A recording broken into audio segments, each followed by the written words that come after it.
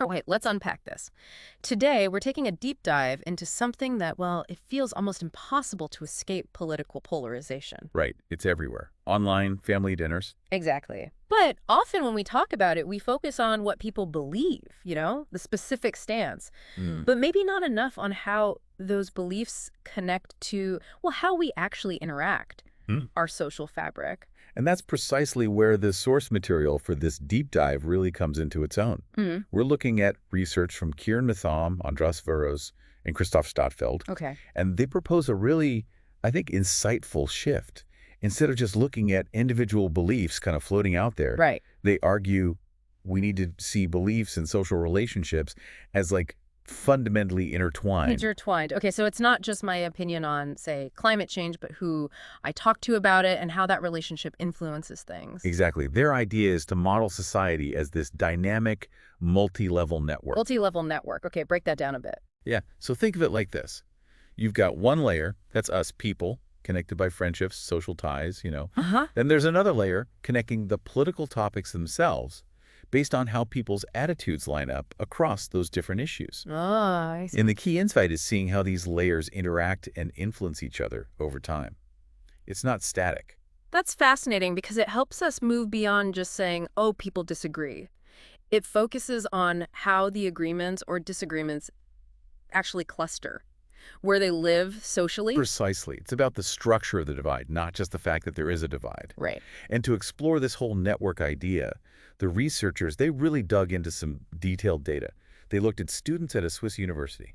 Okay, students. And what kind of data? They tracked both friendships, who was friends with whom, and also their attitudes on specific political topics over time. Like what sort of topics? Things like climate policy, income redistribution, mandatory vaccinations, renewable energy, relevant current issues. So they were literally mapping out both the social network and the belief network at the same time. Yes, simultaneously. Yeah. And by watching how this whole web evolved, Yeah. they were able to measure something they call network polarization. Network polarization. Okay, that's the key term then. What does that really capture? It basically describes how much those social divisions, like your friendship groups, overlap with the ideological divisions. Mm. How much do your friends tend to share your political views? Okay, makes sense. And within that big idea, they zoomed in on two specific dimensions. Right. What were those? First was ideological polarization. Now, this looks at consistency within an individual across different topics. So, like, if I feel strongly one way on issue A, how likely am I to feel a predictable way on issue B and C? Is that it? Exactly. How tightly bundled are your beliefs? Yeah. Do they all point in a sort of consistent ideological direction, or are they more mixed and matched? Got it. Like a coherent worldview versus Yeah. picking and choosing. What was the second dimension? The second was relational polarization. And this one measures how much friendships, social connections actually form or stick based on whether people agree politically. Ah, so how much does politics influence who you actually hang out with? Yeah. Does agreeing on politics make you more likely to become friends or stay friends? That feels very intuitive. You see it happening. So what did they find when they applied this network lens to the student data? Well, they found moderate but definitely measurable polarization. It wasn't off the charts, but it was clearly there. Okay. Friendships were significantly influenced by shared political beliefs. It wasn't random who became friends. Politics mattered. Wow.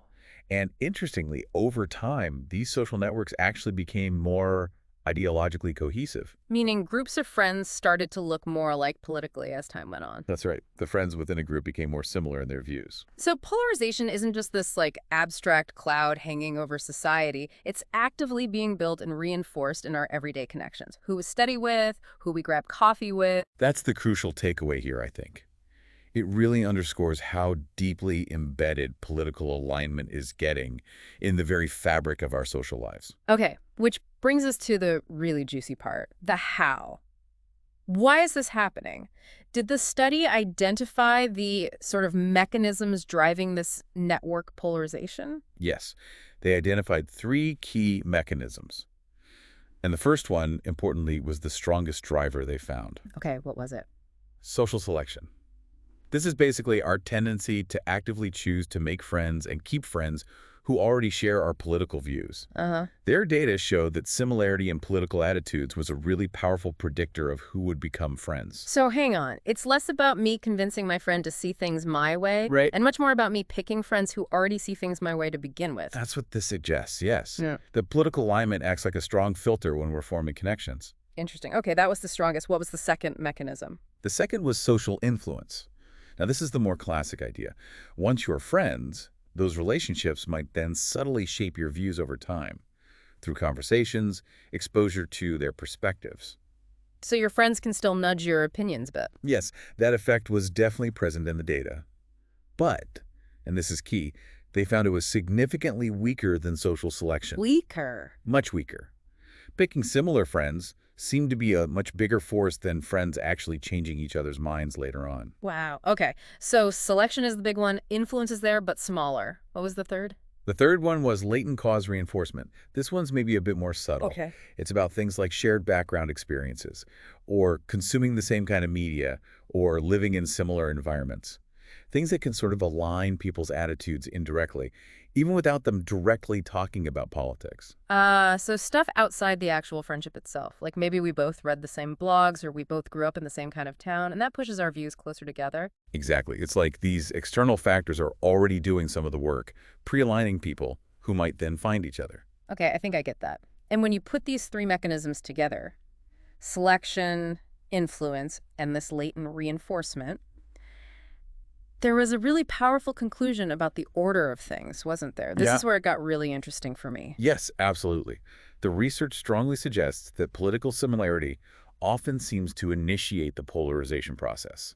It's not just a result. Initiate it. How so? Well, because that sorting mechanism, social selection, is so powerful, people tend to seek out and connect with like-minded people first. Right, the select. And then, once those ideologically similar groups are formed, the other mechanisms like social influence and latent causes kick in to reinforce those initial beliefs within that cozy, similar environment. Wow. So the picture isn't mainly like neutral friends arguing until they split apart or friends dragging each other to extremes. That might happen sometimes, but... But the bigger story, according to this study, is that we're actively choosing friends based on politics first. And that choice is what builds the echo chambers, which then gets stronger. That appears to be the primary dynamic they observed. Yes. It puts a huge emphasis on that initial intentional sorting based on political identity. Okay. So if we know this, if this network perspective is right, what does that mean? What are the implications of thinking about polarization this way? Well, it has pretty significant implications, I think. If people naturally, maybe even unconsciously, sort themselves into these politically uniform social bubbles, it means just hoping people will magically bridge divides on their own probably isn't going to cut it. Right, because the sorting pressure is too strong. Exactly. So it highlights a real need for intentional strategies, ways to actively foster connections across those ideological lines. We might have to build the bridges deliberately. Okay, intentional strategies. What might those actually look like based on what the research suggests? Well, it points towards supporting programs that are specifically designed to get people with different political views interacting, not just randomly, but in structured ways. In communities, maybe? Or workplaces? Could be anywhere.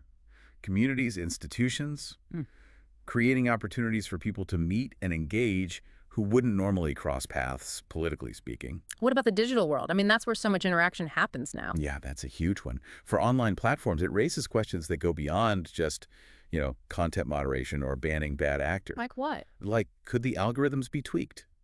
Could they be designed not just to feed you more of what you already like and connect you with similar people? Which is what they mostly do now. Right. But could they maybe carefully, actively expose you to different perspectives, or even facilitate constructive connections with people who see things differently? Using the network structure of the platform itself to try and counter the polarization it might otherwise amplify. That's a really interesting thought. It is. And then there's education, of course. How could education play a role? Well, educators could quite consciously create opportunities, say in schools, universities, for students with diverse viewpoints to actually work together, collaborate on projects, engage in structured dialogues. Sort of building the skills and maybe even the relationships for crossing divides early on. Exactly. Building those muscles, so to speak. So if you pull back to the bigger picture then, strengthening democracy, making society more resilient, it might depend less on just agreeing on everything Hmm. and more on actively creating and nurturing these spaces, physical and digital, where people can actually talk across divides meaningfully. That seems to be a core message. It raises this important question.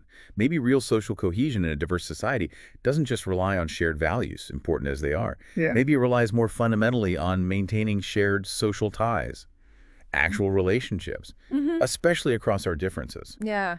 This deep dive, it really has shifted my perspective, moving away from just the shouting online, the symptoms, Yeah, to these underlying social dynamics, how our friend groups and our beliefs are just so tangled up together. it forces you to look beyond just the individual opinion and see the structure, the network. So, thinking about this research, it really does challenge the usual way we frame political polarization, doesn't it? Absolutely. It's not just about, loud arguments you see on TV or those completely isolated online echo chambers. No, it's woven into the everyday stuff, the subtle interactions that knit our political beliefs together with who we know, who we like, reinforcing divides in ways we might not even notice. And that finding about social selection being such a primary driver. Wow. The act of choosing friends based on politics often coming first. Yeah, creating the fertile ground for then reinforcing those views within the group. Exactly. Similarity first, then reinforcement. Which really implies that tackling polarization isn't just a passive thing. It's not something that will just fix itself. Doesn't seem like it. It suggests it requires real proactive effort from us. We need to intentionally try and nurture connections across those ideological lines, because Yeah. if we just drift, the current seems to pull us into comfortable, like-minded bubbles. Hmm. So encouraging that open dialogue, actually fostering friendships across political differences, Yeah. it might not just be a nice to have. It could be pretty essential for, well, reshaping the social fabric, making it more resilient. Which brings it right back to us, personal. Yeah, it raises some important questions for you listening right now to think about in your own life. Like, who do you actually discuss politics with regularly? And thinking about your close friends, how much political diversity is really there. Are most of your social ties with people who basically already agree with you? Or do those connections genuinely reach across political divides? Because if we're serious about wanting a less polarized society, maybe the most powerful starting point isn't trying to change everyone else's mind. Maybe it's about looking honestly at our own networks. And maybe, intentionally, starting to reshape the connections we live within.